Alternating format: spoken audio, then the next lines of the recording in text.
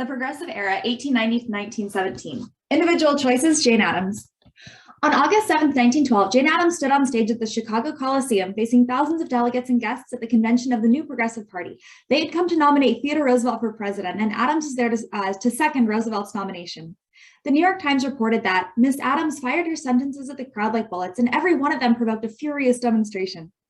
The first woman to take such a prominent role at a party convention, Addams defined the new party as part of a worldwide movement for social justice, and she rejoiced that the party had pledged itself to the protection of children, to the care of the aged, to the relief of overworked girls, to the safeguarding of burdened men. See the individual voices feature at the end of the chapter. As she finished her speech, she grabbed a banner proclaiming votes for women and carried it off the stage as the delegates cheered wildly. For a generation, Jane Addams was the most prominent woman in public life. Born in Cedarville, Illinois in 1860, the daughter of a banker and entrepreneur who helped to found the Republican Party, she graduated from a nearby school for women in 1881, the same year her father died, leaving her quite wealthy. For a time, she lived the life of an affluent young woman, including a 2-year tour of Europe, but she found it unsatisfying. She had hoped since childhood to assist the poor, and in 1887, she read about Toynbee Hall, the first settlement house established in 1884 in London slums, where idealistic university graduates lived among and assisted the poor. When she and several friends, including Ellen Gates Starr, toured Europe again, Addams made certain to visit Toynbee Hall. Inspired there, she and Starr determined to create a settlement house in Chicago. In 1889, they opened Hull House in a working-class immigrant neighborhood in Chicago. Addams moved easily among wealthy Chicagoans and soon found generous donors to Hull House, which expanded to a dozen nearby buildings. Addams and Starr lived at Hull House for most of their lives, along with a changing group of impressive associates, mostly young, idealistic female college graduates. For neighborhood families, Hull House offered a nursery, childcare, classes for mothers, a playground, a gymnasium, adult education classes, and more. Hull House activists challenged Chicago's political bosses and lobbied state legislators seeking cleaner streets, the abolition of child labor, health and safety regulations for workers, compulsory school attendance, and more. Their efforts attracted national attention and helped to establish the settlement houses as what one historian called spearheads for reform. Addams also lectured and wrote widely on the problems of the slums and working people. Hull House became the most prominent settlement house, and Addams became synonymous with settlement work and reform more generally. After the campaign of 1912, Addams continued to work for the reforms she had long advocated and also for international peace. In 1931, she became the first woman to receive the Nobel Peace Prize, and she died in 1935. Addams became a prominent advocate for reform during what historians call the Progressive Era, a time when reform was in the air, as one newspaper editor recalled. Reform was in the air almost everywhere, and many individuals and groups joined in, often with quite different expectations. Progressivism took shape through many decisions by voters and political leaders, but one question loomed behind many of those decisions. Should government play a larger role in the lives of Americans? If you're taking notes right now, by the way, I would write that down. Should government play a larger role in the lives of Americans, and what might that role look like? Those are going to be some of the driving ideas behind progressivism. This question lay behind debates over proposals to limit working hours of women factory workers and prohibit alcoholic beverages, as well as regulation of railroads and banking. Time after time, Americans chose a greater role for government. Often the consensus favoring government intervention was so broad that the only debate was over the form of intervention. As Americans gave government more power, they also tried to make government more responsive to ordinary citizens. They put limits on political parties and introduced ways for people to participate more directly in politics. The political changes of the Progressive Era, following on the heels of the political realignment of the 1890s, fundamentally altered American politics and government in the 20th century and marked the birth of many aspects of modern American politics.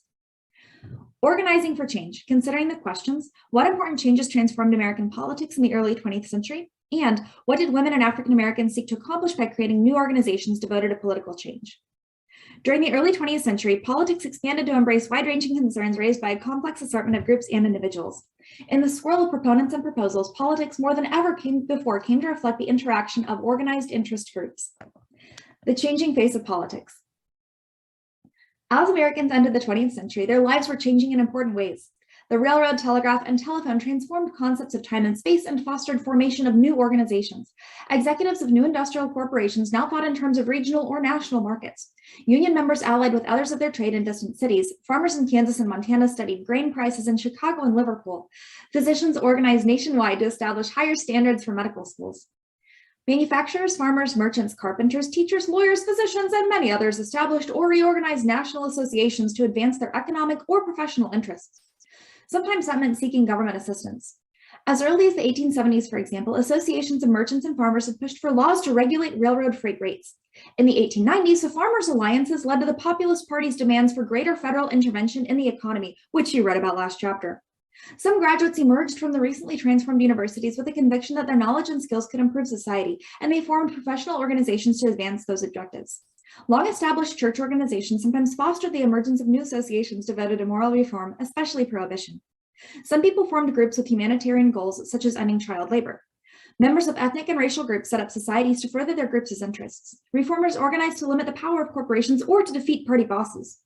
Overlapping with many of these new associations were the organizational activities of women, including middle-class women, new college graduates, and factory and clerical workers. Sooner or later, many of the new associations looked to government to help them reach their objectives. Increasing numbers of citizens related to politics through such organized interest groups, even as the traditional political parties found they could no longer count on the voter loyalty typical of the Gilded Age. Many of these new groups optimistically believed that responsible citizens acting together, assisted by technical know-how, and sometimes drawing on the power of government, could achieve social progress, improvement of the human situation. As early as the 1890s, some had begun to call themselves progressive citizens. By 1910, many were simply calling themselves progressives. Historians use the term progressivism to signify three related developments during the early 20th century. One, the emergence of new concepts about the purposes and functions of government. Two, changes in government policies and institutions. And three, the political agitation that produced those changes. A progressive was a person involved in one or more of these activities. Many individuals and groups promoted their own visions of change, making progressivism a complex phenomenon. Nonetheless, many aspects of progressivism reflected concerns of the urban middle class, especially urban middle class women. The new Progressive Party, which Jane Addams embraced in 1912, sputtered for a brief time after, but failed to capture the allegiance of all who called themselves progressives. Progressivism appeared at every level of government, local, state, and federal, and progressives promoted a wide range of new government activities: regulation of business, moral revival, consumer protection, conservation of natural resources, educational improvement, tax reform, and more. Through all of these avenues, they brought government more directly into the economy and more directly into the lives of most Americans. Spearheads for reform, the settlement houses. Hull House was not the first American settlement house. In 1886, young male college graduates headed over to Settlement House in New York City, modeled after London's Toynbee Hall, and several women, graduates of Smith College, a women's college, opened another settlement house in New York in 1889, the same year that Jane Addams and Ellen Gates Starr opened Hull House in Chicago. Other settlement houses were organized across the country to provide assistance to poor urban families, cooking and sewing classes, public baths, English lessons, and housing for unmarried working women. Some settlement houses were church-sponsored. Nearly all tried to minimize class conflict because they agreed with Addams that the dependence of the classes on each other is reciprocal, meaning that it's a two-way street. Like Addams, many settlement house workers became forces for urban reform, promoting better schools, improved public health and sanitation, and honest government. Historians have suggested that settlement house workers tried to bridge the gap between urban economic classes by imparting middle-class values to the poor and persuading the wealthy to help mitigate poverty, and that such efforts reflected urban middle-class anxieties over growing extremes of wealth and poverty. Basically, we're dealing here with a wealth gap. Historians have also noted that settlement house workers drew on the bonds of gender solidarity to appeal to upper and middle-class women for funds to assist working-class and poor women and children. Settlement houses spread rapidly, with some 400 operating by 1910. 3/4 of settlement house workers were women, and settlement houses became the first institutions created and staffed primarily by college-educated women. They led to a new profession, social work. When universities began to offer study in social work, first at Columbia in 1902, women tended to dominate that field too. Women college graduates thus created a new and uniquely urban profession at a time when many careers remained closed to them. Many settlement houses also reflected the influence of the social gospel. Definitely know the social gospel. Do not get it confused with social Darwinism or the gospel of wealth. The social gospel was a movement popularized by Protestant ministers concerned about urban social and economic problems. Beginning around 1880, Washington Gladden of Columbus, Ohio, developed a nationwide following with his calls for applied Christianity, by which he meant the application of business to business of Christ's injunctions to love one another and to treat others as you would have them treat you. A similar strain of social activism appeared among Catholics, especially those inspired by Pope Leo XIII's 1891 Rerum Novarium of New Things, an encyclical urging greater attention to the problems of the industrial working class. And for the record, the social gospel is officially defined as a reform movement of the late 19th century and early 20th centuries, led by Protestant clergy who drew attention to urban problems and advocated for the poor. Women and reform. The settlement houses are among the many women's organizations that burst onto the political scene during the Progressive Era. By 1900 or so, a new ideal for women had emerged from the women's clubs, women's colleges, and settlement houses, and from discussions on national lecture circuits and in the press. The new woman stood for self-determination rather than unthinking acceptance of the concepts of domesticity and separate spheres. By 1910, this attitude, sometimes called feminism, which for the record is defined as the conviction that women are and should be the social, political, and economic equals of men, feminism was accelerating the transition from the 19th century movement for suffrage to the 20th century struggle for equality and individualism. Women's increasing control over one aspect of their lives appeared in the birth rate, which fell steadily throughout the 19th and early 20th centuries as couples, or perhaps women alone, chose to have fewer children. However, abortion was illegal, and state and federal laws banned distribution of information about contraception, which is birth control. In 1915, a group of women formed the National Birth Control League to oppose laws prohibiting contraception information. In 1916, Margaret Sanger, a nurse practicing among the poor, attracted wide attention when she went to jail for informing women about birth control. Other organizations also advanced specific causes. The National Consumers League, founded in 1890, and the Women's Trade Union League in 1903 tried to improve the lives of working women. Such efforts received a tragic boost in 1911 when fire roared through the Triangle Shirtwaist Company's clothing factory in New York City, killing 146 workers, nearly all young women, who were trapped in a building with no outside fire escapes and locked exit doors. The public outcry produced a state investigation and, in 1914, a new state factory safety law. The Triangle Shirtwaist Company fire was the worst workplace disaster in New York City, by the way, until 9/11. Some states passed laws to protect working women. In Muller v. Oregon, 1908, the Supreme Court approved the constitutionality of one such law, limiting women's hours of work. Louis Brandeis, a lawyer working with the Consumers League, defended the law by arguing that women needed special protection because of their roles as mothers. Such arguments ran contrary to the new woman's rejection of separate spheres and ultimately raised questions for women's drive for equality, meaning that some women supported these laws as protections and others questioned their necessity because they saw men and women as needing to be treated as social, political, and economic equals. Basically, some women did not support specialized laws just because of their identity as a woman. At the time, however, the decision was hailed as a necessary protection for women wage earners. By 1917, laws in 39 states restricted women's working hours. Though prominent in reform politics, most women could neither vote nor hold office. Support for suffrage grew, however, as more women recognized the need for political action to bring social change. By 1896, 4 Western states had extended the vote to women. And by the way, that just means at the local and perhaps also state level. That does not necessarily mean that women will get to vote in federal elections just because they live in those states. No other state did so until 1910 when Washington approved female suffrage. 7 more Western states soon followed. In 1916, Jeannette Rankin of Montana, born on a ranch, educated as a social worker, experienced as a suffrage campaigner, became the first woman elected to the U.S. House of Representatives. Suffrage scored few victories outside of the West, however.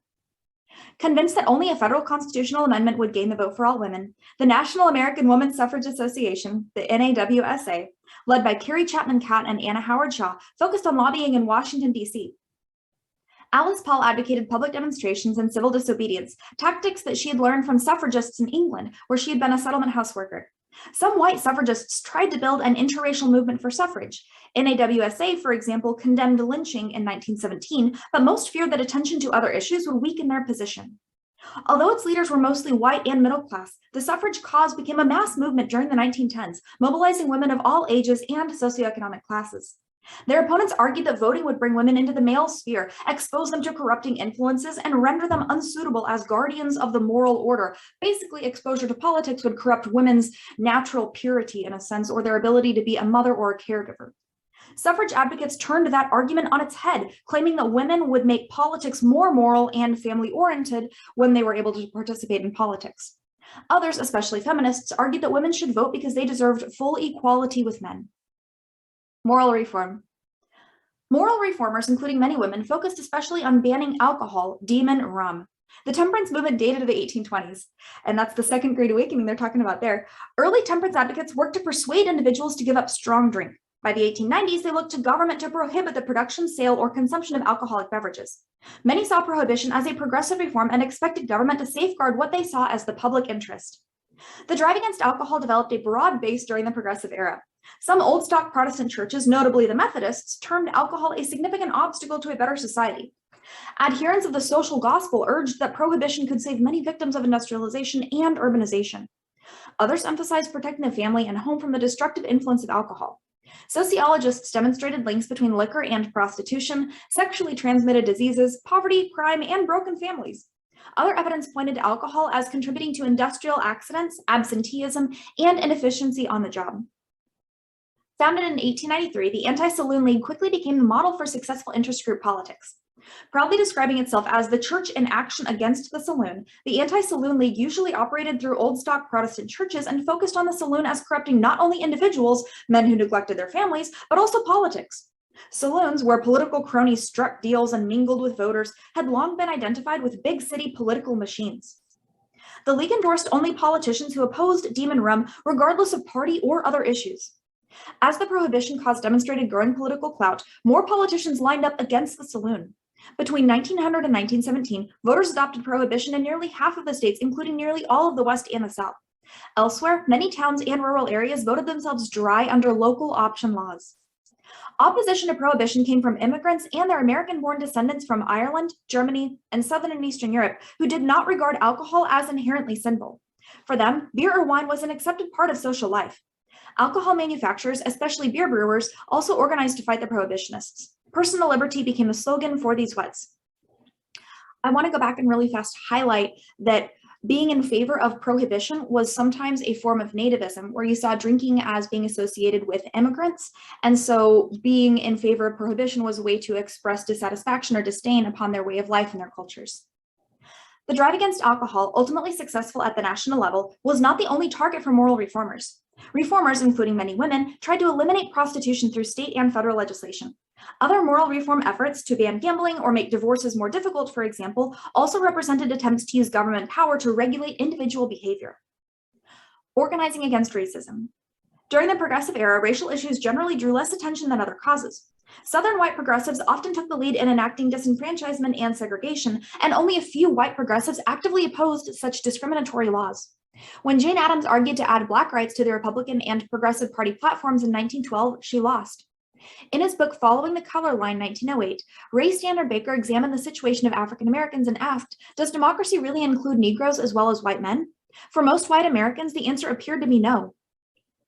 Lynchings and violence remained frightening realities for African Americans. Between 1900 and World War I, lynchings claimed more than 1,100 victims, nearly all Black and most in the South. During the same years, race riots racked several cities. In 1898, in Wilmington, North Carolina, white supremacist Democrats reacted to the election of a Republican populist city administration by destroying the only Black newspaper in the state and then attacking African Americans, killing some and driving out others, including the recently elected city officials.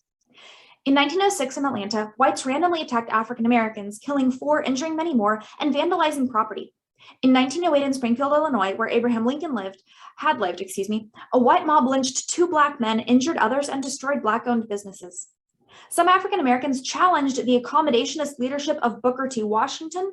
You might remember him and the Atlanta Compromise from last chapter. W.B. Du Bois, the first African American to receive a PhD from Harvard, wrote some of the first scholarly studies of African Americans. He emphasized the contributions of Black men and women, disproved racial stereotypes, and used his book Souls of Black Folk, 1903, to criticize Washington and to exhort African Americans to struggle for their rights unceasingly. The hands of none of us are clean, he argued, speaking to both whites and Blacks, if we bend not our energies to a righting of these great wrongs. Basically, we're all guilty if we don't work together to try to fix this situation. African American leaders organized to support Black rights. In 1905, Du Bois and others met in Canada near Niagara Falls and drafted demands for racial equality. In 1910, Black and white delegates formed the National Association for the Advancement of Colored People, the NAACP, which provided important leadership in the fight for racial equality. Du Bois became the NAACP's Director of Publicity and Research. Ida B. Wells provided important leadership for the struggle against lynching. Born in Mississippi in 1862, she attended a school set up by the Freedmen's Bureau and worked as a teacher. Later, in Memphis, Tennessee, she began to write for a Black newspaper and attacked lynching, arguing that several local victims had been targeted to eliminate successful Black businessmen. When a mob destroyed the newspaper office, she moved north. During the 1890s and early 1900s, Wells attacked lynching on speaking tours and in print. Eventually, she persuaded some white Northerners to recognize and to condemn the horror of lynching. After the mid-1890s, she lived in Chicago. There, she promoted Black women's clubs in a Black settlement house and worked with Jane Addams against local school segregation. Initially a supporter of the NAACP, she came to regard it as too cautious. Challenging capitalism, socialists and wobblies. Many progressive-era organizations reflected middle-class and upper-class concerns, such as business-like government and greater reliance on experts. Not so the Socialist Party of America, the SPA, formed in 1901. Proclaiming themselves the political arm of workers and farmers, the socialists argued that industrial capitalism had produced an economic slavery which renders intellectual and political tyranny inevitable. They rejected most progressive proposals as inadequate and called instead for workers to control the means of production. Most looked to the political process to accomplish this transformation. The Socialists' best-known national leader was Eugene V. Debs, leader of the Pullman strike and virtually the only person able to unite the many socialist factions. Strong among immigrants, some of whom had become socialists in their native lands, the SPA attracted some trade unionists, municipal reformers, and intellectuals, including W.E.B. Du Bois, Margaret Sanger, and Upton Sinclair. The party also attracted some former populists and drew some support from farmers, especially in Oklahoma and Kansas. Hundreds of cities and towns, ranging from Reading, Pennsylvania to Milwaukee, Wisconsin to Berkeley, California, elected socialist mayors or council members. Socialists won election to state legislatures in several states. Districts in New York City and Milwaukee sent socialists to the U.S. House of Representatives. Most Americans, however, had no interest in eliminating private property. Most progressive reformers looked askance at the socialists and sometimes tried to undercut their appeal with reforms that addressed some of their concerns but stopped short of challenging capitalism. In 1905, a group of unionists and radicals organized the Industrial Workers of the World, the IWW or the Wobblies. IWW organizers boldly proclaimed, "We have been not, we shall be all," as they set out to organize the most exploited, unskilled, and semi-skilled workers. Unlike the American Federation of Labor, which focused on skilled workers, most of them white males, the IWW aimed their message at sweatshop workers in eastern cities, migrant farm workers who harvested Western crops, Southern sharecroppers, women workers, African Americans, and immigrants from Southern and Eastern Europe. The Wobblies' objective was simple. When most workers had joined the IWW, they would call a general strike. Labor would refuse to work, and capitalism would collapse. The IWW organized a few dramatic strikes and demonstrations and scored a handful of significant victories, but made few lasting gains. More often, the Wobblies met brutal suppression by local authorities. Stay tuned for what happens to them during World War I. The reform of politics, the politics of reform, considering the two questions, what did the Muckrakers contribute to reform, and what characterized reforms of city and state government, and what role did organized interest groups play? Listen carefully here because APUSH loves to ask about the Muckrakers. Progressivism emerged at all levels of government as cities elected reform-minded mayors and states swore in progressive governors. In their quest for change, reformers sometimes came up against the entrenched leaders of political parties and therefore sought to limit the power of those parties. Exposing corruption, the Muckrakers. Journalists prepared the ground for reform. By the early 1900s, magazine publishers discovered their sales boomed when they presented exposés of political corruption, corporate wrongdoing, and other scandalous offenses. Such journalists acquired the name Muckrakers in 1906 when President Theodore Roosevelt compared them to the man with the muckrake, a character in John Bunyan's classic allegory Pilgrim's Progress. Roosevelt intended the comparison as a criticism, but journalists proudly proclaimed the label. McClure's magazine led the way beginning in 1902, when the magazine began a series by Lincoln Steffens on corruption in city governments. Soon, McClure's added a series by Ida Tarbell on Standard Oil and a piece revealing corruption and violence in labor unions. Sales of McClure's soared, and other journals, including Collier's and Cosmopolitan, copied its style, publishing exposés on patent medicines, fraud by insurance companies, child labor, and more. Muckraking soon extended to books. Many muckraking books were investigations into social problems. The most famous muckraking book, however, was a novel, The Jungle by Upton Sinclair, 1906. Definitely know The Jungle, folks. Sinclair, a socialist, intended his novel as an indictment of industrial capitalism. In following the experiences of fictional immigrant laborers in Chicago, Sinclair exposed in disgusting detail how the meatpacking industry misled consumers about the quality of meat products. He chillingly described the afflictions of packing house workers, severed fingers, tuberculosis, blood poisoning. The nation was shocked to read of men who fell into the vats and would be overlooked for days, till all but the bones of them had gone out to the world as Durham's pure leaf lard. The Jungle horrified Americans, to put it lightly. President Roosevelt appointed a commission to investigate its allegations, and the report confirmed Sinclair's charges. Congress soon passed the Pure Food and Drug Act. banning impure and mislabeled food and drugs, a law not directly related to the outcry over the jungle, and the Meat Inspection Act, requiring federal inspection of meat packing, sometimes something the industry itself welcomed in order to reassure nauseated consumers. Sinclair, however, was disappointed that his revelations produced regulation rather than converts to socialism. "I aimed at the public's heart," Sinclair complained, and I accidentally hit it in the stomach, and by accident I hit it in the stomach. Reforming city government. By the time of Lincoln Steffen's first article, 1902, on corruption in city government, advocates of municipal reform had already won office and brought changes to some cities. Other municipal reformers soon appeared elsewhere. Municipal reformers argued that eliminating corruption and inefficiency required changes in the structure of city government.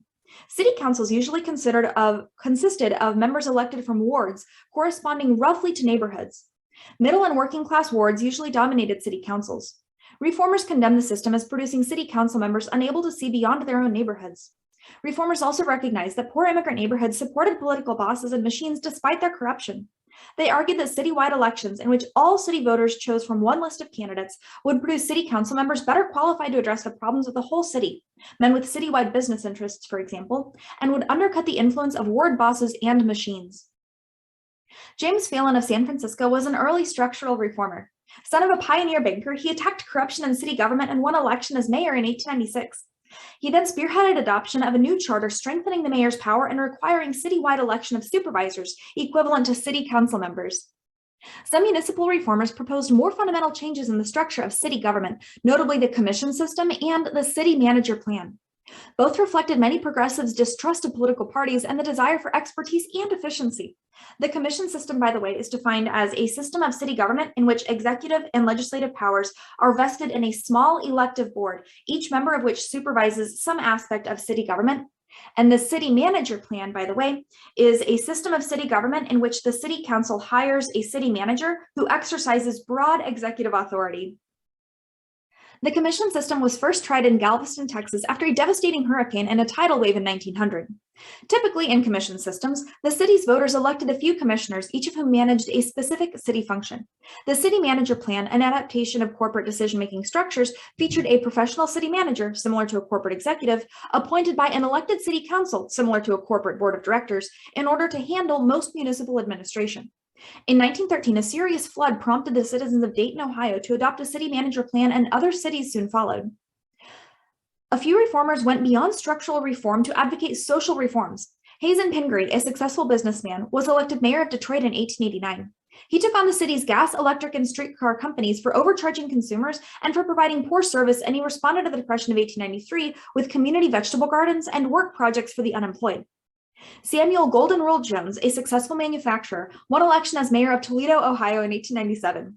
He promoted free concerts, free public health, childcare for working mothers, and the 8-hour workday for city employees. Phelan, Pingree, Jones, and a few others also advocated city ownership of utilities, the gas, water, electric, and the streetcar systems. Reformers also produced early efforts at city planning by designing separate zones for residential, commercial, and industrial use, first in Los Angeles in 1904 to 1908. By 1910, a few cities had created city planning departments. The emergence of city planning represents an important transition in thinking about government and the economy, for it emphasized expertise and it presumed greater government control over use of private property. The emergence of public health, mental health, social work, and other new professions produced efforts to use local government to solve the problems of an urban industrial society. The new professionals wanted to use scientific and social scientific knowledge to control social forces and thereby to shape the future.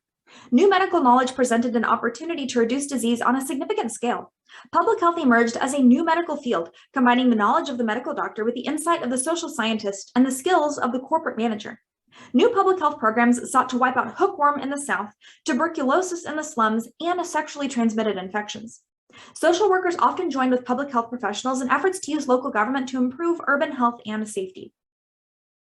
Public education also attracted reformers. As university programs began graduating teachers and school administrators, those new professionals sought greater control over education. They often advocated greater centralization and professionalization in school administration by reducing the role of the local, usually elected school boards, and replacing elected school superintendents with appointed professionals. Professional educators also began to use recently developed intelligence tests to identify children unable to perform at average levels and then to isolate them in special classes. Reforming state government. As reformers launched changes in many cities and new professionals considered ways to improve society, Robert M. LaFollette pushed Wisconsin to use to the forefront of reform. A Republican, he entered politics soon after graduating from the University of Wisconsin. He served 3 terms in Congress in the 1880s, but he found his political career blocked by the leader of the state Republican organization. He was firmly convinced of the need for reform when he finally won election as governor in 1900. Conservative legislators, mostly Republicans, defeated LaFollette's proposals to regulate railroad rates and to reduce the power of party bosses by replacing nominating conventions with the direct primary. The direct primary, by the way, is defined as elections in which voters who identify with a specific party choose that party's candidates to run later in the general election. LaFollette threw himself into an energetic campaign to elect reformers to the state legislature. He earned the nickname Fighting Bob as he traveled the state to make his arguments. Most of his candidates won, and LaFollette built a strong following among Wisconsin's farmers and urban wage earners who re-elected him in 1902 and 1904.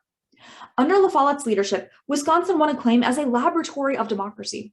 The state adopted the direct primary, regulated railroads, increased taxes on corporations, enacted a merit system for state employees, and restricted lobbyists.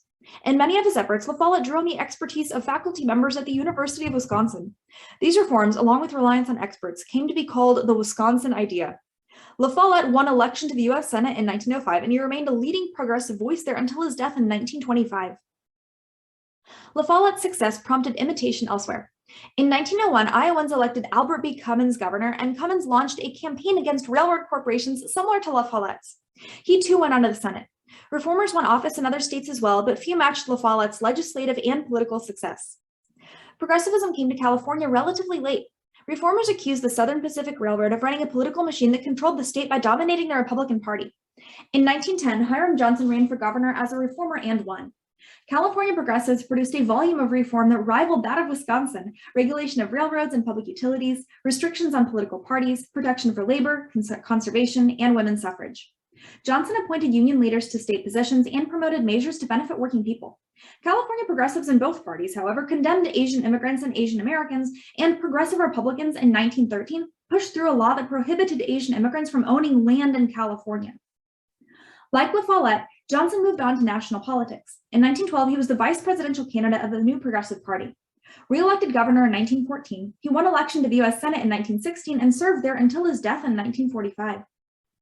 Southern progressivism took up concerns similar to those that motivated reformers elsewhere and blended them with that region's racial politics. Often inspired by Northern models of reform and by Northern reform organizations or philanthropists, Southern progressives promoted school and public health reforms, limits on child labor, prohibition, and women's suffrage. Southern progressives could point to success in some states, especially on railroad regulation, prohibition, improved schools, and child labor laws. However, some Southern reformers ran up against a long-standing insistence on local control. Given the South's one-party politics, the Democratic Party sometimes became the battleground between progressives and conservatives. Some Southern reformers were also among the most demagogic advocates of white supremacy, pushing both corporate regulation and racist policies. The weakening of parties and rise of organized interest groups. Like Wisconsin and California, other states moved to restrict political parties. Reformers charged that bosses and machines manipulated nominating conventions and public officials, and the bosses, in return for payoffs, used their influence on behalf of corporate interests. Articles by Muckrakers and some highly publicized bribery trials convinced many voters that the reformers were correct. The mighty party organizations that had dominated politics during the 19th century came under attack along a broad front.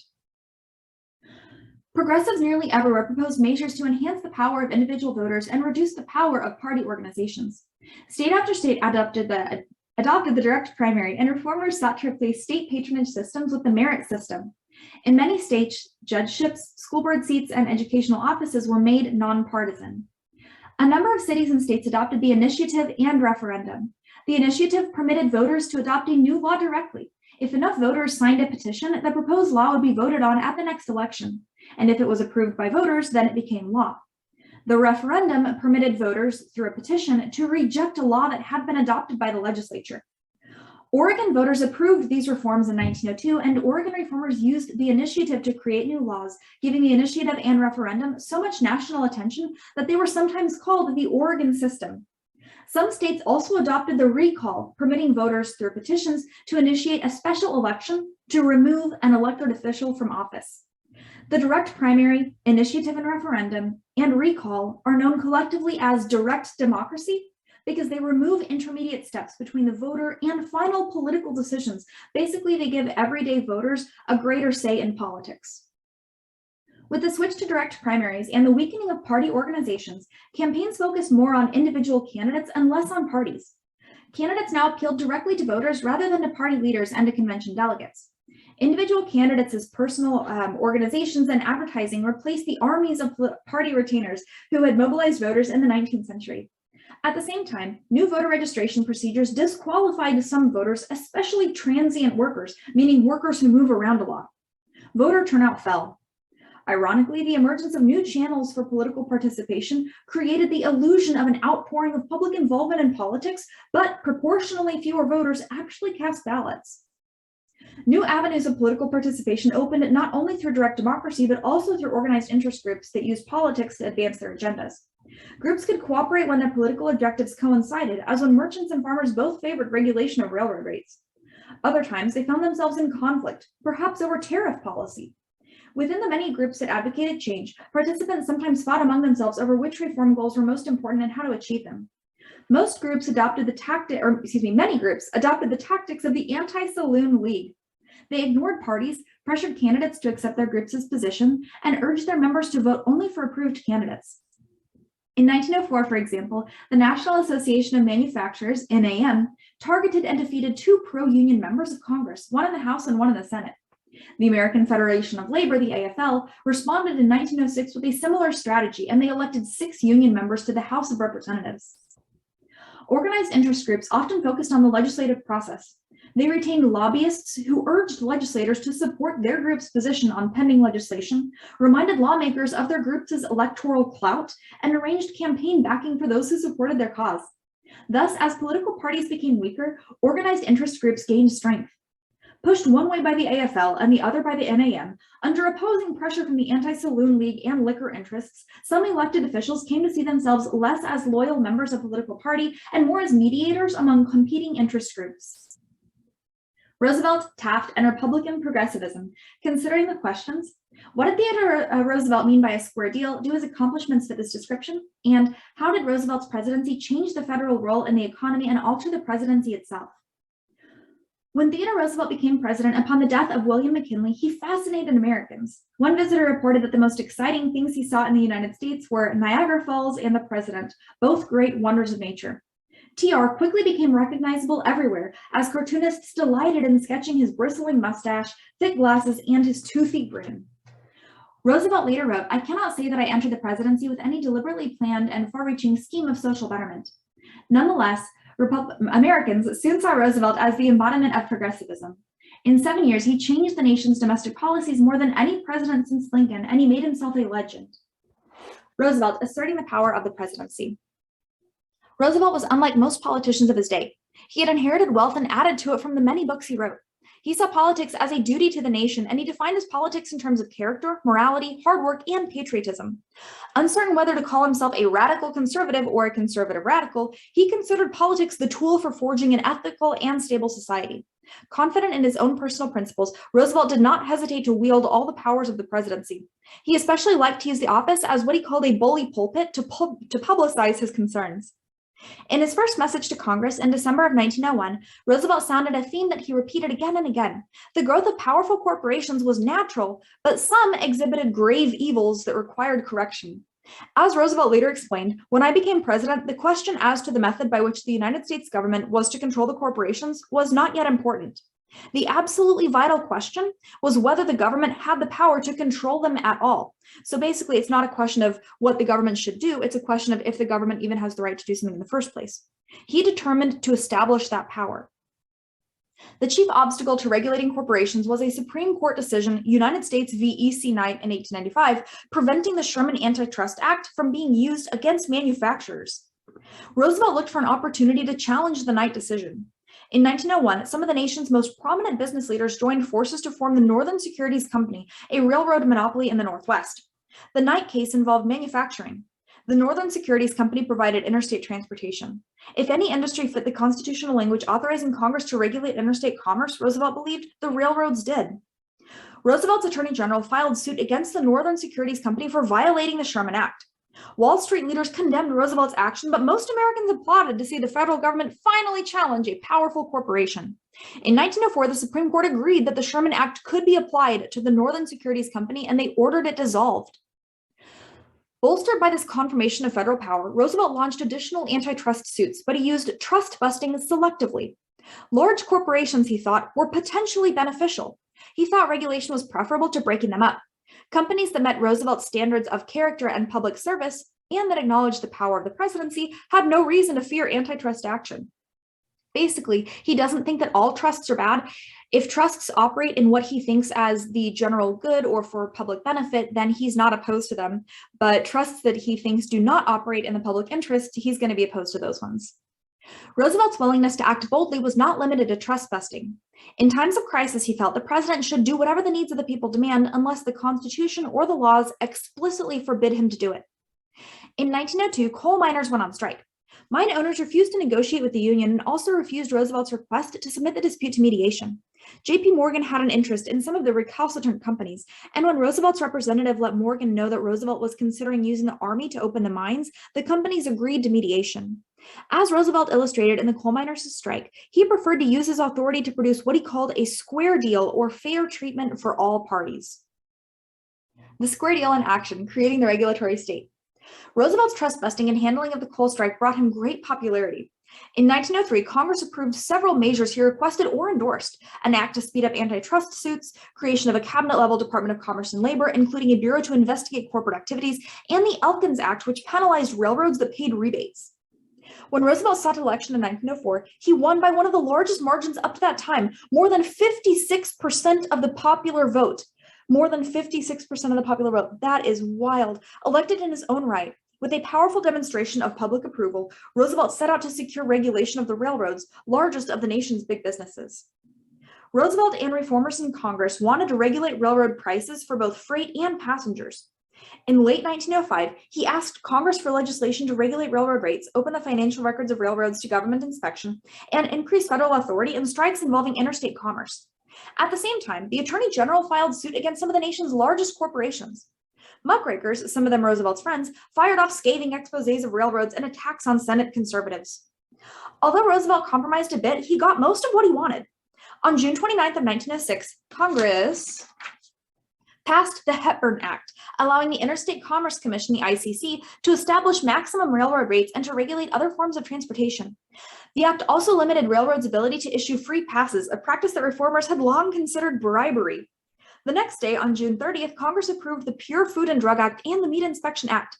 Taken together, these three measures can be considered the beginning of a federal regulatory state. Regulating natural resources.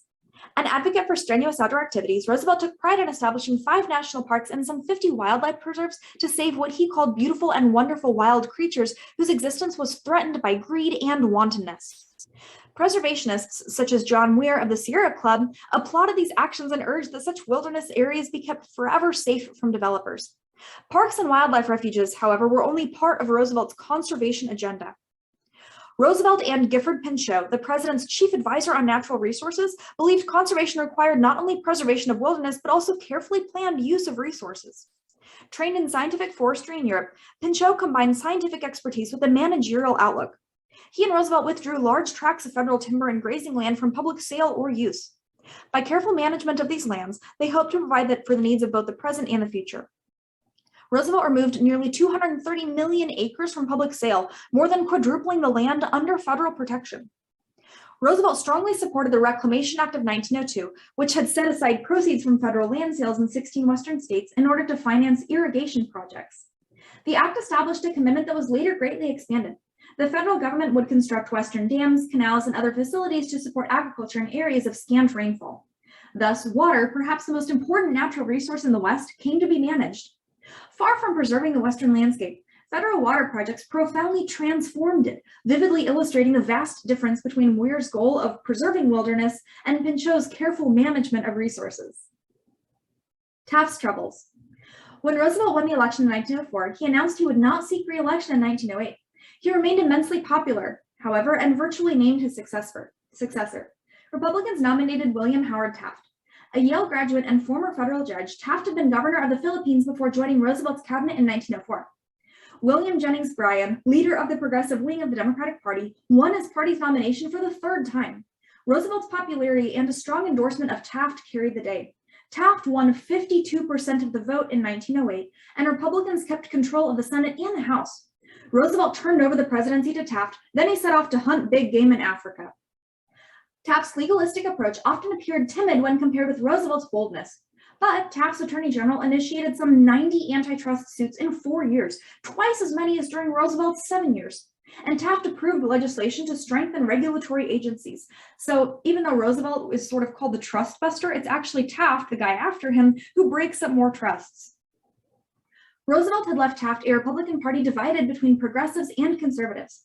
Those divisions grew, and Taft increasingly sided with the conservatives. In 1909, he called on Congress to reform the tariff. The resulting Payne-Aldrich tariff retained high rates on most imports, but Taft signed it despite protests from Republican progressives. Republican progressives also attacked the high-handed exercise of power by Joseph Cannon, the conservative Speaker of the House of Representatives. Taft first favored the progressives, then he backed off and made his peace with Cannon. Republican progressives then joined with Democrats in a revolt against Cannonism that reduced the Speaker's powers. A dispute over conservation further damaged Republican unity. Gifford Pinchot, still head of the Forest Service, charged that Taft's Secretary of the Interior, Richard A. Bollinger, had weakened the conservation program. Taft supported Bollinger.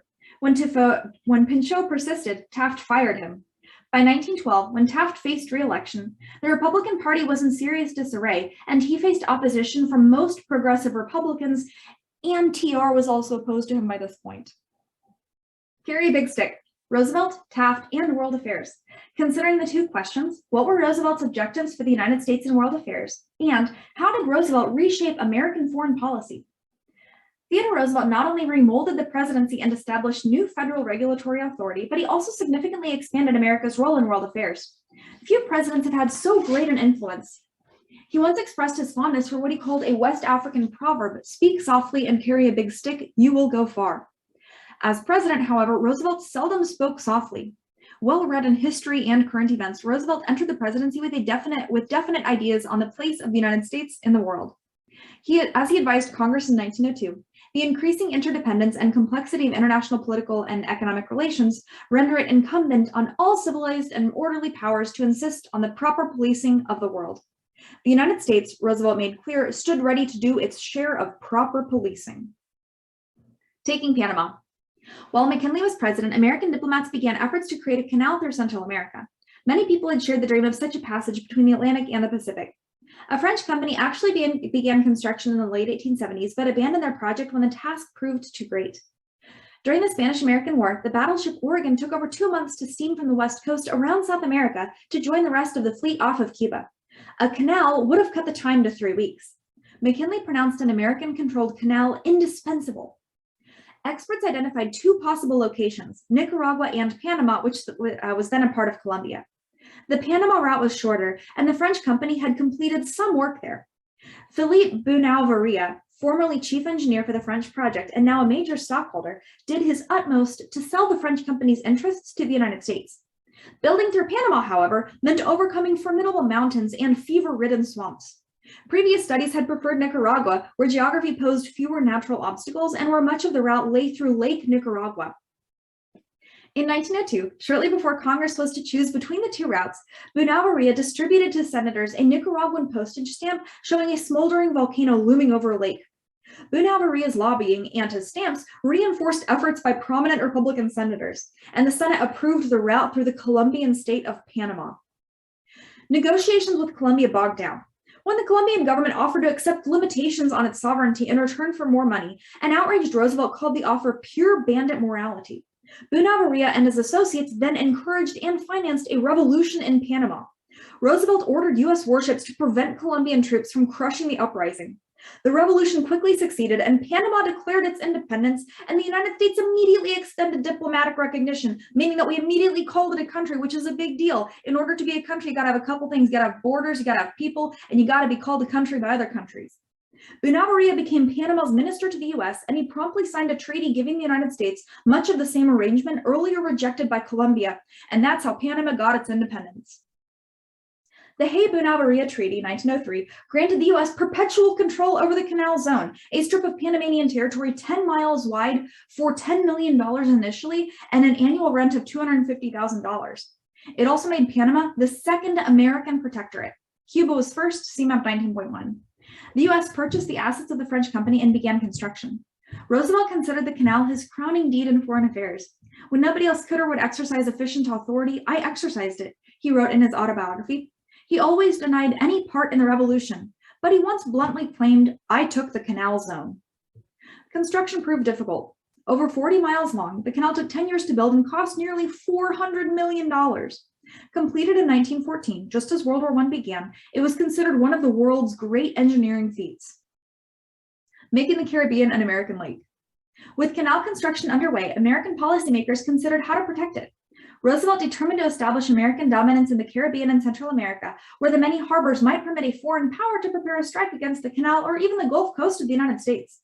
Acquisition of Puerto Rico, protectorates over Cuba and Panama, and naval facilities in all three locations, as well as on the Gulf Coast, made the United States a powerful presence. However, several Caribbean nations had borrowed large amounts of money from European bankers, raising the prospect of intervention to secure loan payments. In 1902, Britain and Germany declared a blockade of Venezuela over such debts. In 1904, when several European nations hinted they might intervene in the Dominican Republic, Roosevelt presented to what became known as the Roosevelt Corollary to the Monroe Doctrine. Definitely know the Roosevelt Corollary, folks. He warned European nations against any intervention in the Western Hemisphere.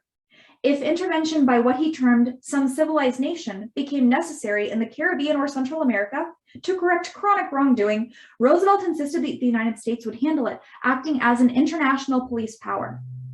Basically, the Roosevelt Corollary is defined as a 1904 extension of the Monroe Doctrine announced by Theodore Roosevelt, in which he proclaimed the right of the United States to police the Caribbean area. Roosevelt acted forcefully to establish his new policy.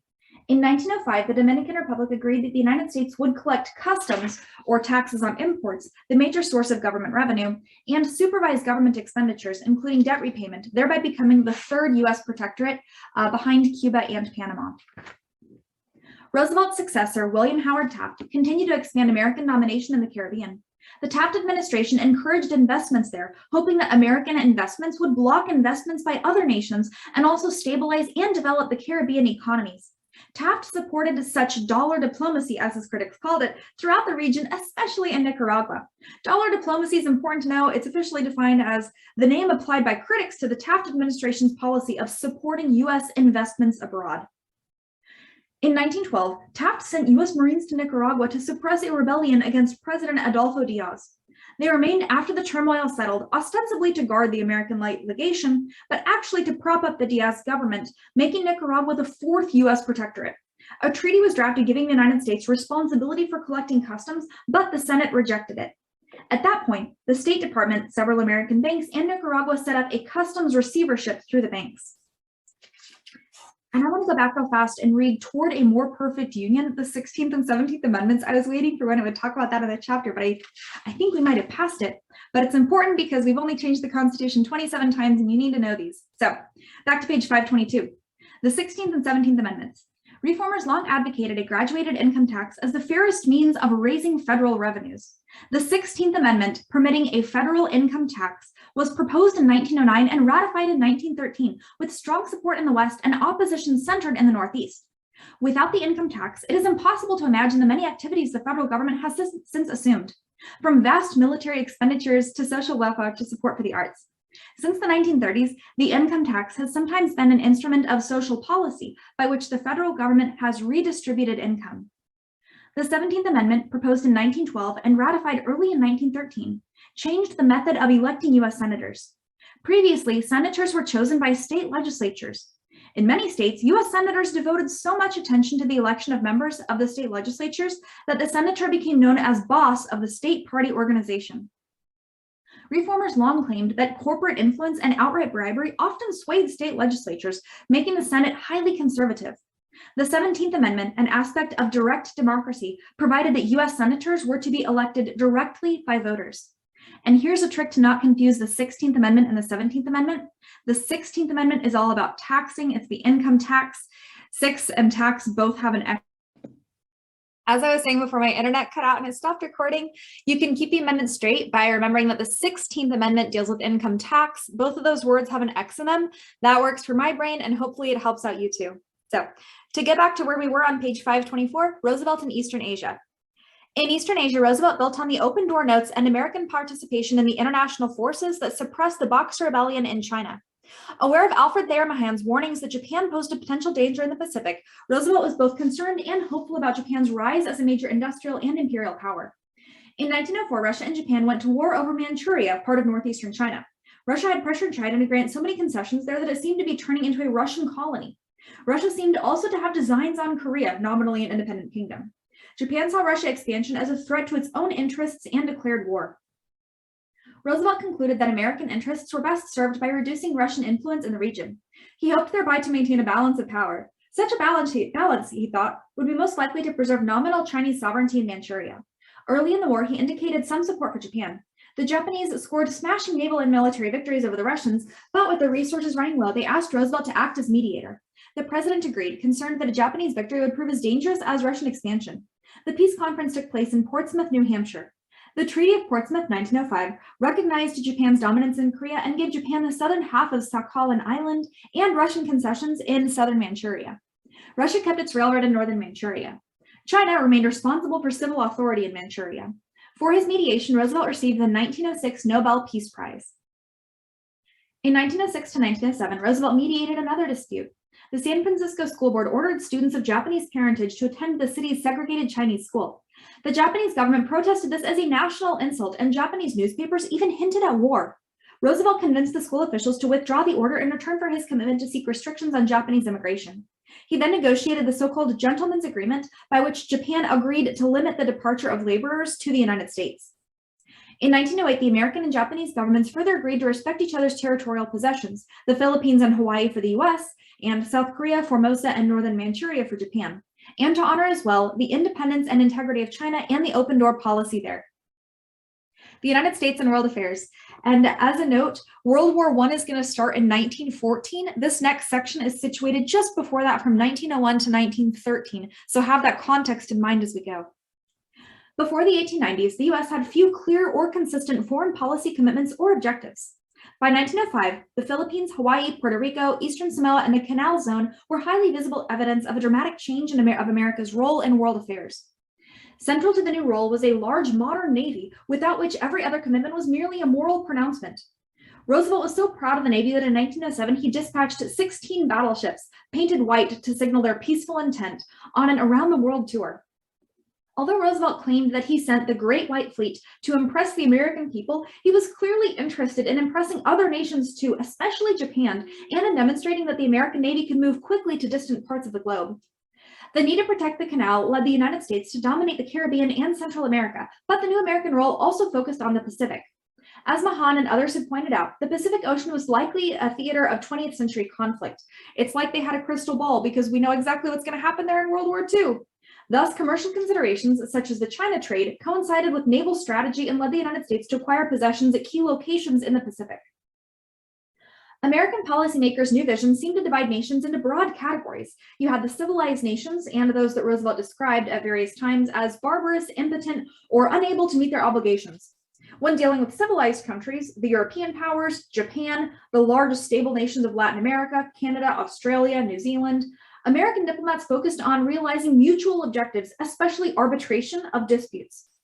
In Eastern Asia, McKinley, Roosevelt, and Taft looked to a balance of power among the contending civilized powers as most likely to realize the American objective of maintaining the open door for American commerce in China. A conviction was widespread that arbitration was the appropriate means to settle disputes among civilized countries. An international conference in 1899 created a permanent court of arbitration in the Netherlands, which provided neutral arbitrators for international disputes. Roosevelt and Taft both tried to negotiate arbitration treaties with major powers, but the Senate refused, fearing arbitration might diminish the Senate's role in foreign relations. The US and Great Britain repeatedly used arbitration to settle disputes. Throughout the late 19th and early 20th centuries, American relations with Britain improved steadily, mostly due to British initiatives. The more Germany expanded its army and navy, the more British policymakers worked to improve relations with the United States, the only nation besides Britain with a navy comparable to Germany's. During America's war with Spain, Britain, alone among the major European powers, sided with the United States. Britain reduced its naval forces in the Caribbean, thereby signaling that it not only accepted American dominance there, but also now depended on the US to protect British holdings in that region. In the wider world, the scramble for the last colonies. As the US was consolidating its control of the Philippines and establishing its dominance in the Caribbean, other nations were scrambling for the last areas that could be claimed as colonies. Britain and France had constructed worldwide empires during the 18th and 19th centuries, and the Spanish and Portuguese empires were even older, although both lost their Latin American colonies in the 19th century. The Russian Empire gained control over Central Asia during the 19th century and took concessions in Northeast China in the 1890s. Germany was unified as a nation only in 1871, and it did not embark on colonialism until the 1880s. By then, little was left, a few areas in Africa and the Pacific, and some concessions in China. Japan, too, came late to the scramble for colonies, taking Taiwan from China in the Sino-Japanese War, 1894, along with parts of the Chinese mainland and Korea, previously independent, and fighting the Russo-Japanese War, 1905, over control of Manchuria. Wilson and democratic progressivism. Considering the two questions, what choices confronted American voters in the presidential election of 1912, and how did Wilson's views on reform evolve from 1912 to 1916, and how did his administration change the federal government's role in the economy? In 1912, Americans actively and seriously debated their future. The three presidential nominees were well-educated and highly literate, and yes, I said three. Roosevelt and Wilson had written respected books on American history and politics. They approached politics with a sense of destiny and purpose, and they talked frankly to the American people about their ideas for the future. Debating the future, the election of 1912. As Taft watched the Republican Party unravel, Theodore Roosevelt was hunting in Africa and then hobnobbing around with European leaders. When he returned in 1910, he undertook a speaking tour and proposed a program of reform that he labeled the New Nationalism. In the 1910 congressional election, Republicans fared badly, plagued by intra-party divisions and an economic downturn. For the first time since 1892, Democrats won a majority in the House of Representatives. Many Republican progressives now looked to Robert LaFollette to wrest the Republican nomination from Taft in 1912. Roosevelt had lost confidence in Taft, but he considered LaFollette too radical. Finally, in 1912, Roosevelt announced he would seek the Republican presidential nomination. And again, his whole program, the New Nationalism, it's this reform program that Roosevelt advocated before and during his unsuccessful bid to regain the presidency in 1912. 13 states held direct primaries to choose delegates to the National Nominating Convention. There, Roosevelt won 278 delegates to 48 for Taft and 36 for LaFollette. Taft, however, had the advantages of an incumbent president in control of the party machinery. Many states sent rival delegations to the Republican convention, one pledged to Taft and one pledged to Roosevelt. Taft supporters controlled the Credentials Committee and gave most contested seats to Taft delegates. Roosevelt supporters stormed out, complaining that Taft was stealing the nomination. The remaining delegates nominated Taft on the very first ballot. Roosevelt refused to accept defeat. "We stand at Armageddon," he thundered, invoking the biblical prophecy of a final battle between good and evil. And, he continued, "We battle for the Lord." His supporters quickly formed the Progressive Party, nicknamed the Bull Moose Party after Roosevelt's boast that he was, quote, fit as a bull moose. They issued a platform based on the New Nationalism, including tariff reduction, regulation of corporations, a minimum wage, prohibition of child labor, women's suffrage, the initiative, referendum, and recall, and more. Women were prominent at the Progressive Convention and helped to draft the platform, especially the sections dealing with social and industrial justice. Democrats were overjoyed, certain that the Republican split provided their best chance at the presidency in 20 years. Basically, Republicans are split between Taft and Roosevelt, and the hope is that there's not going to be enough votes for either one of them to win, and that's going to open the door to a Democrat.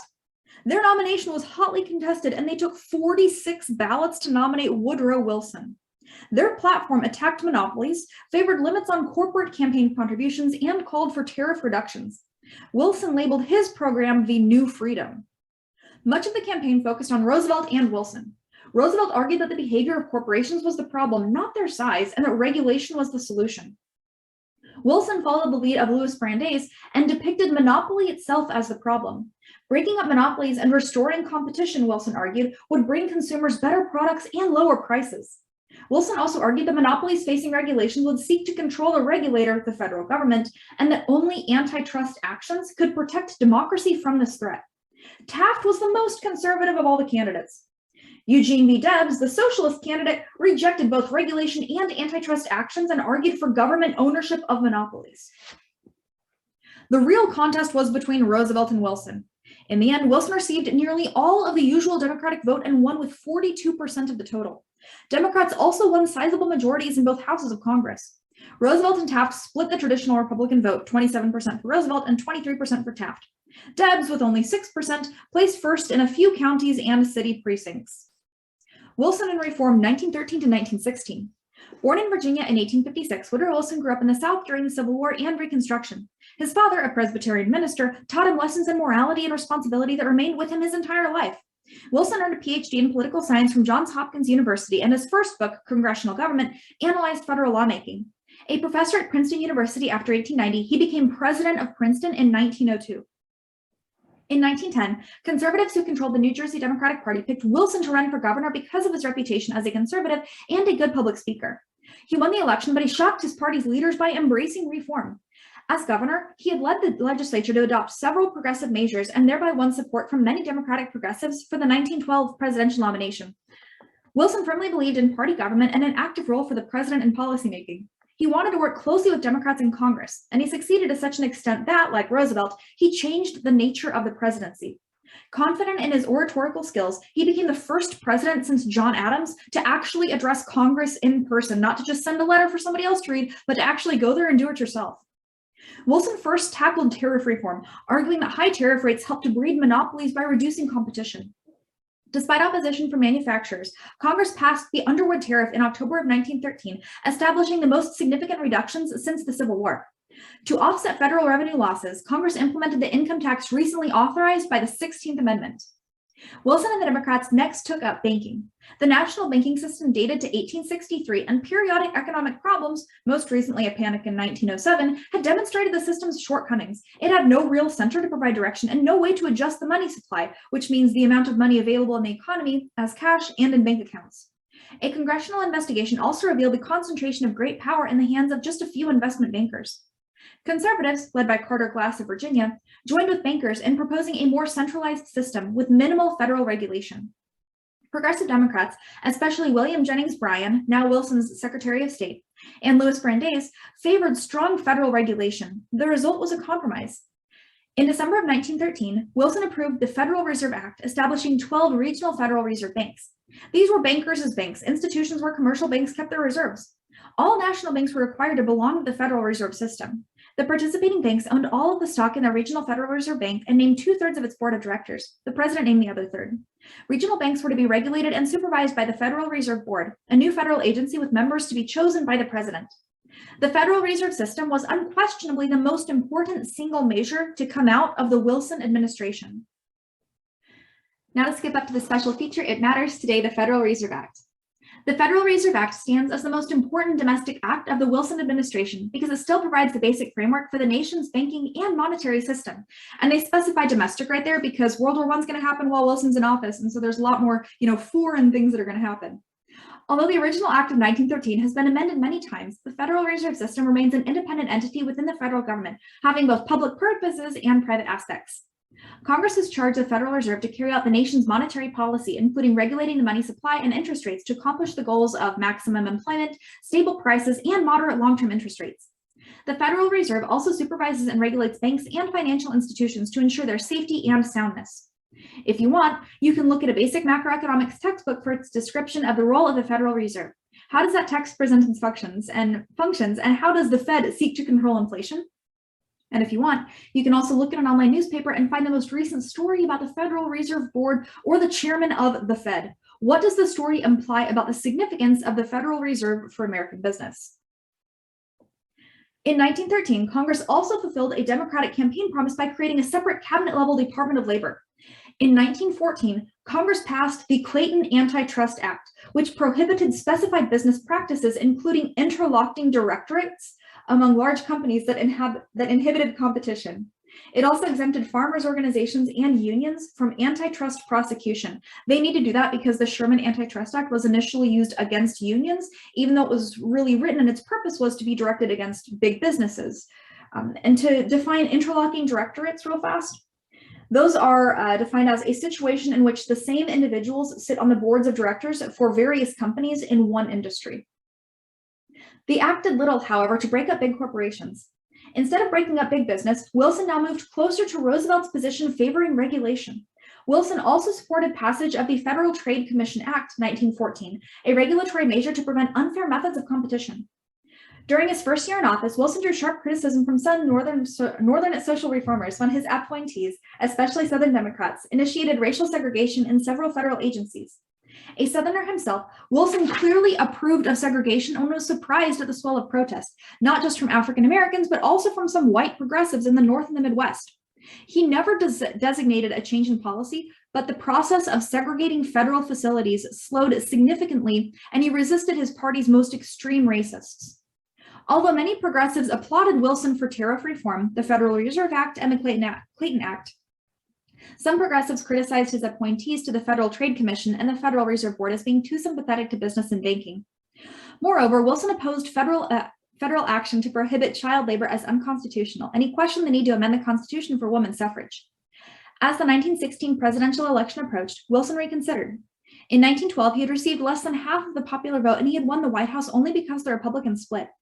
Now, Wilson joined progressives in pushing measures intended to secure his claim as the true voice of progressivism and to capture progressive voters. Basically, he's changing his tune in order to get more people to vote for him. And in some sense, isn't that how politics is supposed to work? In January of 1916, Wilson nominated Louis Brandeis to the Supreme Court. Brandeis' reputation as a staunch progressive and a critic of business aroused intense opposition from conservatives, but he was confirmed. Wilson followed with support for several reform measures: credit facilities for farmers, workers' compensation for federal employees, and the prohibition of child labor. Under threat of a railroad strike, Congress passed and Wilson signed the Adamson Act, securing an 8-hour workday for railroad employees. The presidential election of 1916 played out against the background of war in Europe, which is covered in the next chapter. Wilson's shift toward social reform helped solidify his support among progressives. His support for organized labor earned him backing among unionists, and labor's votes probably ensured his victory in a few states. Where women could vote, many of them preferred Wilson, probably because he backed issues of interest to women, such as outlawing child labor and keeping the nation out of war. In a very close election, Wilson won with 49% of the popular vote to 46% for Charles Evans Hughes, a progressive Republican. New patterns in cultural expression. Considering the questions, did developments in cultural expression draw more from American sources or European sources? And how did social and technological changes contribute to new patterns in mass entertainment? The changes sweeping American society also affected cultural expression. Shortly after 1900, the director of the nation's leading art museum, the Metropolitan Museum of New York, observed a state of unrest in art, literature, and music. Unrest meant change, and Americans at that time witnessed dramatic changes in the arts, many of them directly influenced by the new urban industrial society, and some of them reflecting the concerns of progressives. Realism, Impressionism, and ragtime. At the turn of the century, American novelists increasingly turned to a realistic and sometimes critical portrayal of life. The towering figure of the era remained Mark Twain, pen name of Samuel L. Clemens, whose novel The Adventures of Huckleberry Finn, 1885, may be read at many levels, from a nostalgic account of boyhood to profound social satire. In this masterpiece, Twain reproduced the everyday speech of unschooled whites and blacks, poked fun at social pretensions, scorned the Old South myth, and challenged racially biased attitudes toward African Americans. Twain continued as an important social commentator until his death in 1910. The novels of William Dean Howells and Henry James, in contrast, presented unrestrained, realistic, and sometimes unsympathetic portrayals of upper-class women and men. Kate Chopin sounded feminist themes in The Awakening, 1899, dealing with repressions of a woman's desires. Stephen Crane, Theodore Dreiser, and Frank Norris showed the influence of Émile Zola, a prominent French novelist, as they sharpened the critical edge of fiction. In Crane's Maggie, A Girl of the Streets, 1893, urban squalor, alcohol, and callous men drive a young woman to prostitution. Norris's The Octopus, 1901, portrayed the abusive power of a railroad over farmers. As American literature moved toward realism and social criticism during these years, John Sloane, Robert Henry, and other painters provided an artistic counterpart to critical realism in literature with their portrayals of everyday urban life, including working-class saloons and prize fights. Their unswerving focus on ordinary urban life led critics to label them the Ashcan School.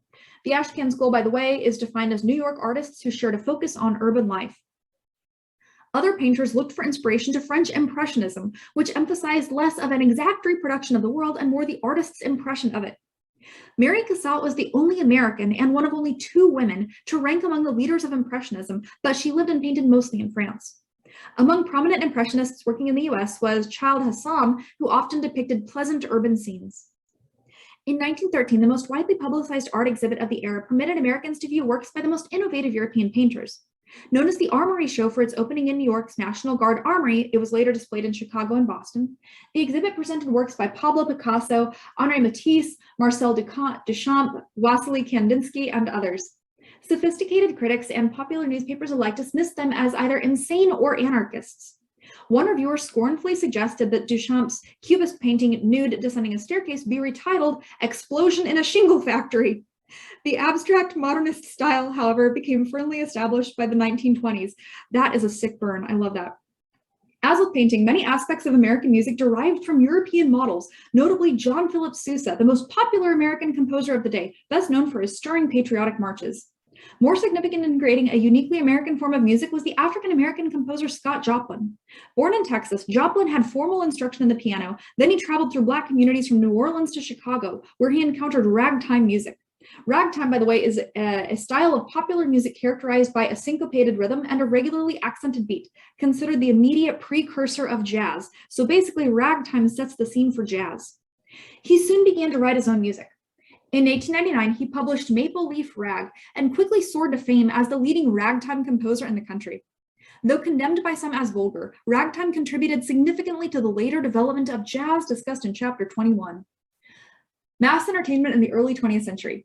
By 1900, changes in transportation like the railroads and communication like the telegraph and telephone combined with increased leisure time among the middle class and some skilled workers to foster new forms of entertainment.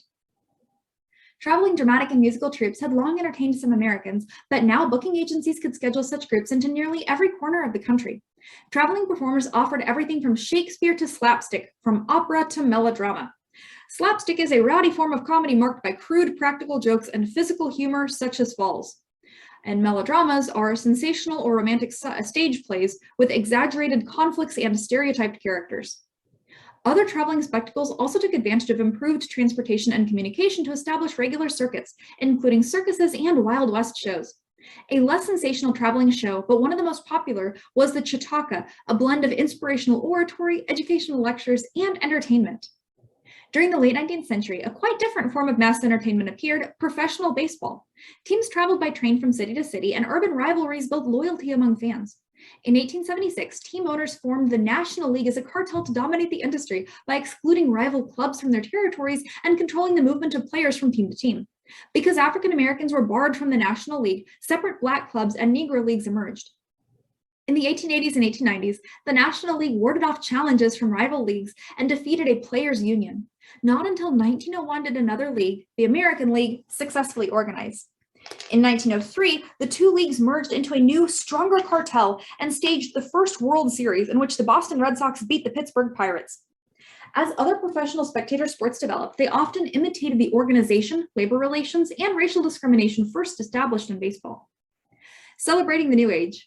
In 1893, when the World's Columbian Exposition opened in Chicago, Hamlin Garland, a writer living there, wrote to his parents in South Dakota, "Sell the cook stove if necessary and come, you must see this fair." Between 1876 and World War I, Americans repeatedly held great expositions, beginning with one in Philadelphia in 1876 that commemorated the centennial of independence, and concluding with one in San Francisco in 1915 that celebrated the opening of the Panama Canal. Others took place in Atlanta, Buffalo, Omaha, Portland, Oregon, San Diego, and St. Louis. The most impressive and influential was the Columbian Exposition in Chicago, marking the 400th anniversary of Columbus's voyage to the New World. These expositions typically featured vast exhibition halls where companies demonstrated their latest technological marvels, artists displayed their creations, and farmers presented their most impressive produce. In other halls, states and foreign nations showcased their accomplishments. Many exhibits expressed the conviction that technology and industry would inevitably improve the lives of all. After 1898, most included demeaning exhibits of savage or barbarian people from the nation's new overseas possessions. Behind the gleaming machines in the imitation marble palaces, however, lurked troubling questions that never appeared in the exhibits glorifying progress. What should be the working conditions of those whose labor created such technological marvels? Were democratic institutions compatible with this concentration of power and control in industry and finance, or with the acquisition of colonies? Progressivism in perspective. Considering the questions, was progressivism successful? How do you define success? And how did progressivism affect modern American politics? The progressive era began with municipal reforms in the 1890s and sputtered to a close during World War I. Some politicians who called themselves progressives remained in prominent positions afterwards, and progressive concepts of efficiency and expertise continued to guide government decision-making. American entry into the war in 1917 diverted attention from reform, and by the end of the war, political concerns had changed. By the mid-1920s, many of the major leaders of progressivism had passed from the political stage. The changes of the Progressive Era transformed American politics and government. Before the Hepburn Act and the Federal Reserve Act, the federal government's role in the economy consisted largely of distributing land grants and setting protective tariffs. After the Progressive Era, the federal government became a significant and permanent player in the economy, regulating a wide range of economic activity and enforcing laws to protect consumers and some workers. The income tax quickly became the most significant source of federal funds. During the Progressive Era, political parties declined in significance and political campaigns focused increasingly on personality and advertising. These patterns accelerated in the second half of the 20th century under the influence of television and public opinion polling. Organized pressure groups have proliferated and become ever more important. Women's participation in politics has continued to increase, especially in the last third of the 20th century and the first 2 decades of the 21st. And just to say it, because I don't think I mentioned it earlier, the 19th Amendment doesn't take effect until 1920. The 1920 presidential election is the first one in which women will all everywhere have the right to that federal vote. The assertion of presidential authority by Theodore Roosevelt and Woodrow Wilson reappeared in the presidency of Franklin D. Roosevelt, who was president from 1933 to 1945. He was elected 4 times. The two Roosevelts and Wilson transformed Americans' expectations regarding the office of the presidency itself. Throughout the 19th century, Congress had dominated the making of domestic policy. During the 20th century, Americans came to expect domestic policy to flow from forceful executive leadership in the White House. Basically, Americans have greater expectations for what the president does, and the president is forced to respond to that pressure by assuming more power. All in all, the most important changes of the Progressive Era laid the basis for many aspects of our modern politics and government. Individual voices Jane Addams. She explains her participation in the 1912 presidential campaign. Jane Addams faced a storm of criticism for her prominence in the Progressive Party and her support for Roosevelt. Some claimed that she was demeaning womanhood or damaging the causes of settlement work and women's suffrage by participating in party politics, and others criticized her acceptance of a platform committed to building battleships, but silent on civil rights. In the following selections, Addams explains her choices. From the New York Times of September 26, 1912. "Why are you a progressive?" Miss Addams was asked. "I went into the party, as I said at the time, because it was standing for many of the things I had been working for years. The social reforms that I had been working for and the legislation for women for which I had been working is put at last into practical politics." From McClure's Magazine, November 1912. "Aristotle is reported to have said that politics is a school wherein questions are studied, not for the sake of knowledge, but for the sake of action. During the present campaign, measures of social amelioration will be discussed up and down the land as only party politics are discussed. The discussion of the Progressive Party platform will further surprise many a voter into the consciousness that the industrial situation in America has developed by leaps and bounds without any of the restraining legislation which has been carefully placed about it in Europe. Only by federal control can great corporations be made to assume the injury of workmen as one of the risks of industry. Only when human waste shall automatically involve a reduction in profits will a comprehensive system of safeguards be developed, as Germany has clearly demonstrated." Basically, she's saying right there that corporations will not police themselves, that they must be forced in order to do the right thing. It did not seem strange the women were delegates to this first convention of the Progressive Party, and it would have been much more unnatural if they had not been there when such matters of social welfare were being considered. Philanthropic women, on their side, will be surprised to find that their long concern for the human wreckage of industry has come to be considered politics. In approving the platform, we were, first and foremost, faced with the necessity of selecting from our many righteous principles those that might be advocated at the moment. For many years, I have been an advocate of international peace, but I voted to adopt a platform as a whole which advocated the building of 2 battleships a year. I found it very difficult to swallow those 2 battleships. But when a choice was presented to me between protesting against the human waste in industry or against the havoc and warfare, the former made the more intimate appeal. Summary. Progressivism, a phenomenon of the late 19th and early 20th centuries, refers to a new concept of government, to changes in government based on those concepts, and to the political process by which change occurred. Those years marked a time of political transformation brought about by many groups and individuals who approached politics with often contradictory objectives. Organized interest groups became an important part of this process. Women broke through long-standing constraints to take a more prominent role in politics. The Anti-Saloon League was the most successful of several organizations that appealed to government to enforce morality, and eventually we'll see the 18th Amendment, which established prohibition, out of those efforts. Some African Americans fought segregation and disenfranchisement, notably W.B. Du Bois and the NAACP. Socialists and the industrial workers of the world saw capitalism as the source of many problems, but few Americans embraced their radical solutions. Political reform took place at every level, from cities to states to the federal government. Muckraking journalists exposed wrongdoing and suffering. Municipal reformers introduced new methods into city government in a quest for efficiency and effectiveness. Some tried to use government to remedy social problems by employing the expertise of new professions such as public health and social work. Reformers attacked the power of party bosses and machines by reducing the role of political parties. At the federal level, Theodore Roosevelt set the pace for progressive reform. Relishing his reputation as a trustbuster, he challenged judicial constraints on federal authority over big business and promoted other forms of economic regulation, thereby increasing government's role in the economy. He also regulated the use of natural resources. His successor, William Howard Taft, failed to maintain Republican Party unity and eventually sided with conservatives against progressives.